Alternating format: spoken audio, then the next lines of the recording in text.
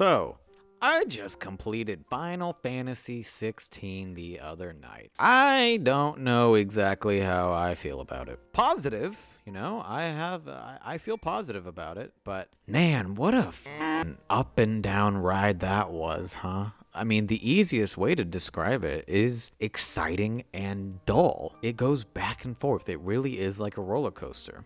I'm going to keep my thoughts spoiler free. I just want to give my general impressions of a game that I think had a bit of a struggle trying to figure out what it wanted to be. Where do I even start with this? You know what? Let's rewind this back a bit and just start at the beginning. Final Fantasy XVI released around June of this year, and it took me a whole 6 months to complete it. And I did. And man, there were a bunch of times where I took a bunch of breaks. I would step away from the game for 2 or 3 weeks at a time because I would just get kind of bored and just find myself in a part of the game that would just kind of drag on a bit. Either being stuck with these derivative, utterly boring quest design, or even during more prominent narrative moments, but it felt like the game was dragging its feet, and I was just watching things happen that didn't really matter all that much.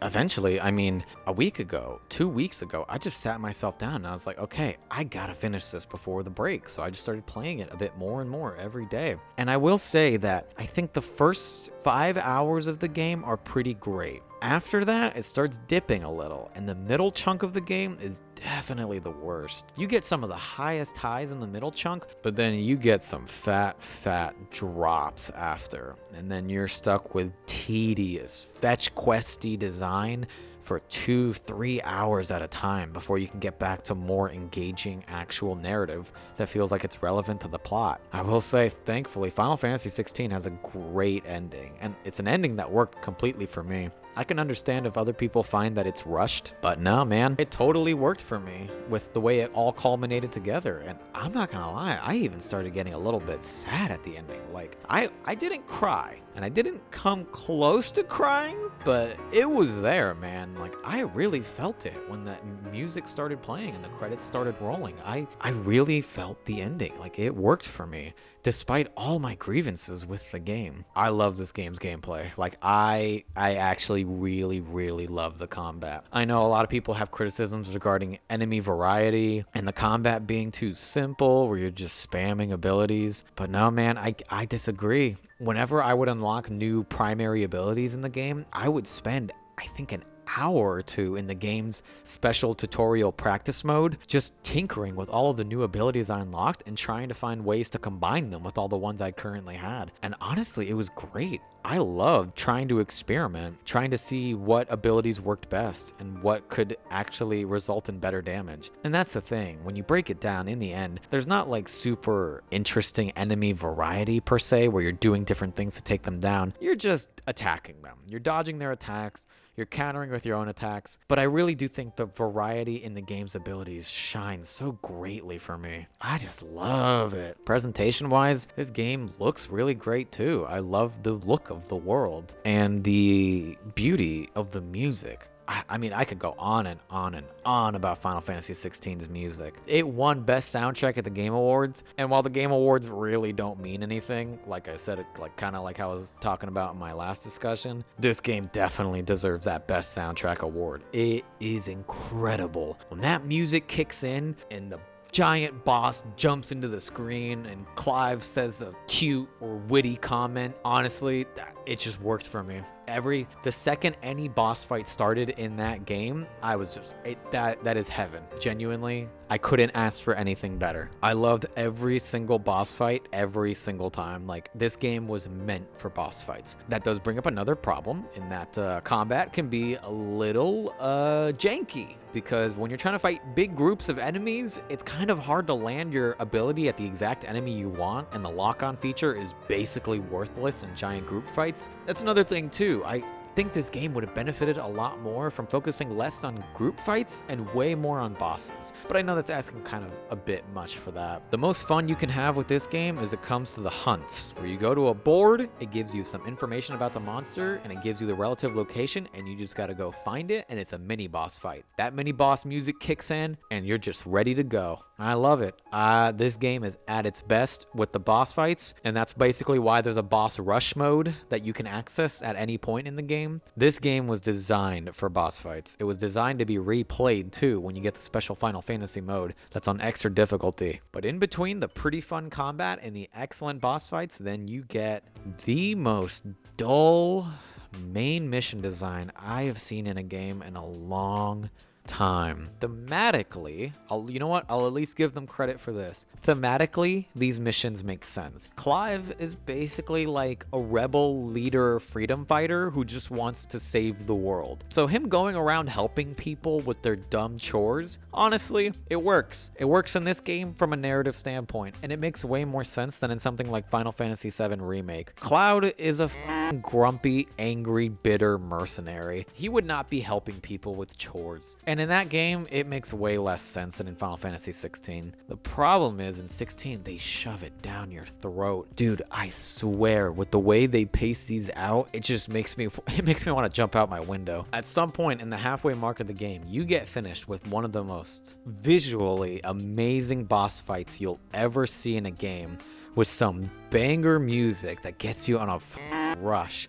And then immediately after, it is time for 3 hours, or at least what feels like 2 or 3 hours, of bullshit fetch quest, awful padding design. I got so impatient with it by the end of the game that I just started skipping it. I'm not even joking. With main quests, once I felt like I knew where this was headed and it was going to be that dull, repetitive, bleh, I don't know how better to describe it, I just started skipping the dialogue. And after finishing the game, I can tell you that I don't think I missed out on anything important. This game shines in the music, combat, and some of the characters. The characters aren't really all that deep, all things considered, but I like the relationships they had with each other, and I love Clive. Like, I think he's such a likable, charming, relatable protagonist. Again, he's not all that deep, all things considered. At the end of the day, most of the game does just come down to it being a revenge story, later turned save the world, you know, your traditional JRPG thing. But I just love Clive. His performance from Ben Starr, his character design, he's hot as fuck. His everything about him just works for me. Like, he was just so likable, and the main reason I kept continuing through the game was just because of his likability. The music is excellent, the boss fights are excellent. So much of the game works, so much of the game is incredibly exciting and just gets you going, man. It works. That momentum, it's like a roller coaster that regularly breaks down and stops, and you just have to sit there and wait for the roller coaster to come back. And that sucks. Those dull, side questy main missions are terrible. In the beginning of the game, I actually spent a lot of time doing a good chunk of the side quests, and you want to know why? This might sound stupid, but it's just how my brain works. I felt guilty because I know Clive would have helped these people. I wouldn't have. I don't care, but I know Clive does, and it's actually kind of the same thing that happened with me when I played Spider-Man. I felt guilty swinging around the city and ignoring the crimes that were happening because of Uncle Ben, and I know Spider-Man wouldn't ignore it, so why should I? And it's the same thing here. I know that Clive wouldn't ignore these people's cries for help. He would do everything to help these people because he's just a selfless guy who just wants to help people and save the world. But oh man, by the time I got to the halfway point of the game, after the, let's see, I think it was the third or fourth main boss fight, you know the one, the big one. After I finished that big one and it started throwing you into more bullshit fetch questy missions, I was at my wit's end. At that point, I stopped, I think about 2/3 of the way through the game, I stopped accepting side quests. I didn't take a single one after that, with the exception of 1 or 2 where they basically just shove them in your path on the way to the main mission. And if you accept it, you'll get to the side quest on your way to the main mission. Those ones are fine because they're already on your way, and it's whatever. You just stop and you do one extra little fight and that's it. You move on, you don't think twice about it. I couldn't be bothered to care about the side quests in the latter half of the game. I couldn't do it. The game was draining me, dude. And I knew I wouldn't finish the game if I kept playing the side quests and if I kept listening to the awful main quest dialogue that would drag on. So I just started skipping it. I didn't skip any of the full cutscenes, but you know the moment, slight spoiler here, but you know the moment where Goots gets his pouch stolen and you're running around interviewing children to try and find where his bag went or his items? I don't remember. It was stupid and boring. Yeah, I just started... Look, I had subtitles on. I would read the dialogue, I got the gist, and I would skip. So to be fair, I still got the bulk of what the game was trying to tell me. But I just, despite how much I love Clive, I couldn't sit through it. I couldn't sit through these dull conversations anymore. And by the end of the game, man, at least it worked by the end. The final stretch of the game, I will say, the final 4 or 5 hours, totally worked for me. It was exciting and interesting, and that build-up was great, and the game started focusing up a bit more. This game's narrative is definitely at its best when it's focusing on just Clive and his immediate allies and his relationship with them, and his outlook on the world and wanting to save it. The second it starts extending to other different territories, I start losing interest.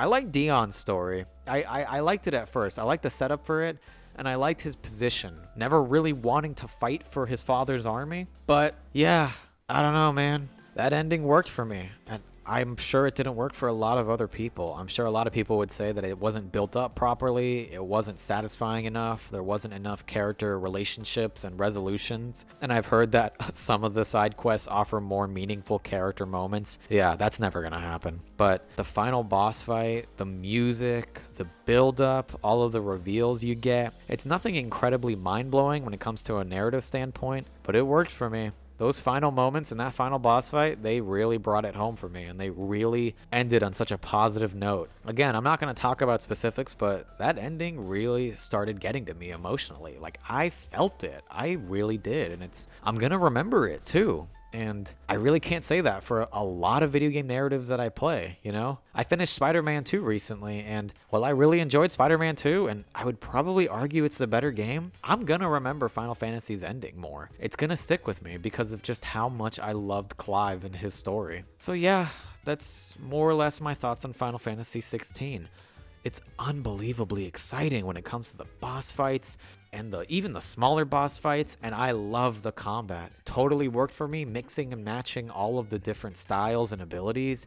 Really, you can see the inspiration from the lead combat designer. If I remember correctly, I think he worked on Marvel vs. Capcom 2 and other fighting games, and it shows here. One of the abilities you get is just a cancel. You get to cancel any one of your abilities, and then you can immediately jump into a next one. I admittedly didn't find much use for it, but it's pretty sweet to at least see it here. Yeah, gameplay-wise, the gameplay worked for me. I know it didn't for others, but I loved it, and I highly recommend the gameplay if it looks interesting to you at all. I recommend experimenting, though. If you're going to dive into this game's gameplay and you get new abilities, experiment with them. Try and work your way out of whatever bubble you might be in, because really with this game, the newer abilities you get aren't necessarily better. I mean, they can be. I'm sure they can, depending on how you mix and match them. But you can get by in this game just fine with, like, the starting abilities you're given, and you really don't have to branch out if you don't want to. But I think you're doing yourself a massive disservice to not take full advantage of the combat that they offer you here. I like the characters. I like the gameplay. I love the music. I liked a lot, man. But it's interwoven with so much dull, repetitive, mind-numbingly awful quest design that I can't recommend this game all that easily. I can recommend it, though, but with some caveats. First off, I would get it at a discount. I think $30, $40 is a pretty good price, and a fair price for what this game offers. Go into this game with the expectation that some of the main quest design is absolutely terrible. I mean, if you are going through dialogue and it's boring you, genuinely don't feel bad about skipping it. Just start skipping it line by line if you can read quickly. You're gonna save yourself some headache and a lot of time in the end of it. Trust me, it's not worth it. I really like this game, man. It really left a good impression on me, but I really wish the main quest design was stripped down and shortened. I genuinely think you could cut out 10 to 15 hours from this game and you would end up with an incredible improvement. Overall, my thoughts are positive. I really liked it. I recommend it. If you think you'll like it, you should play it. That's the thing, though. all the people who wanted to play it probably already have, and now if you're on the fence, I don't really think anything I say can exactly convince you. I don't really care for scores, but if I had to give it a score, I'd give it a 7. But keep in mind, when I say 7, I don't mean like a lot of people, I think when they hear a 7, they think a game is bad or mediocre. No. No. This is a good game. This is a really good game. It's close to an 8 for me. Look, don't take too much stock into the number. I really like this world, and when it comes to the future, I wouldn't even mind if they revisited this exact world with these characters. It'd probably be kind of hard given the ambiguous nature of the ending, but when it comes to the gameplay, I would love to see a more action approach to Final Fantasy. I know some people might argue that doesn't feel like an RPG, and you know what? I'm fine with that. I don't really care either way. To me, the choices you make in the combat when it comes to the abilities you choose to inhabit and how you choose to focus your playstyle,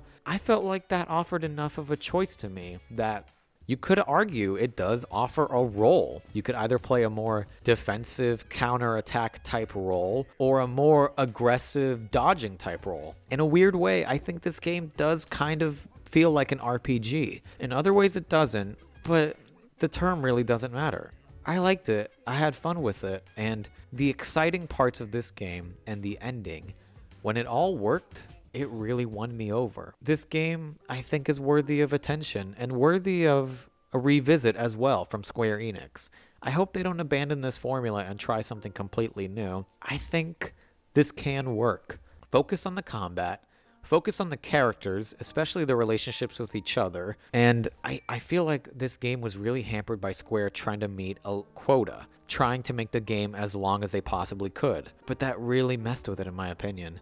I think if this game was 25 to 30 hours long, and it kept everything else but just got rid of some of that awful quest design, this would have been a really, really memorable journey. And for me, it still is. Like I said, I love this game's ending. It totally worked for me, but it could have been so much more. The dull, boring moments of this game hinder what would have otherwise been an exciting, thrilling, memorable adventure.